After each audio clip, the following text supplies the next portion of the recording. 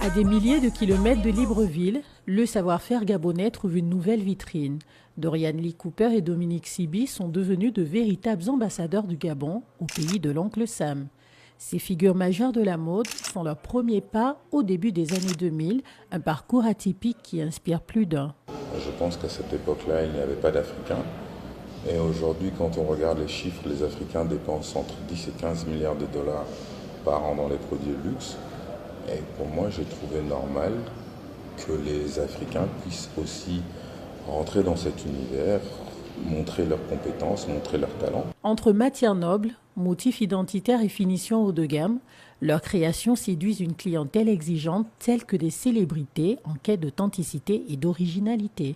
De l'extérieur, Lamar Odom, c'était un ancien joueur de NBA qui était marié à Khloé Kardashian. Et je ne l'ai pas seulement habillé, nous sommes en partenariat sur sa propre marque de vêtements que je crée, que je dessine et que je dirige artistiquement.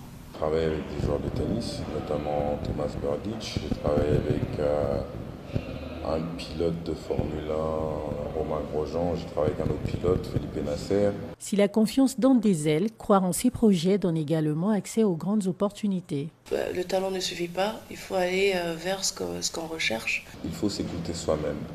Arrêtez d'écouter les conseils d'un tel, parce que personne ne vous connaît mieux que vous-même. Et si vous voulez réaliser quelque chose, il y a des gens qui seront toujours là pour vous décourager. Il y en a qui vont vous encourager. N'ayez pas peur de tomber, de vous casser les dents. Il faut y aller. L'audace créative et héritage culturel, cette percée vert jaune bleu confirme le potentiel des créateurs gabonais et leur capacité de s'imposer durablement sur les marchés internationaux.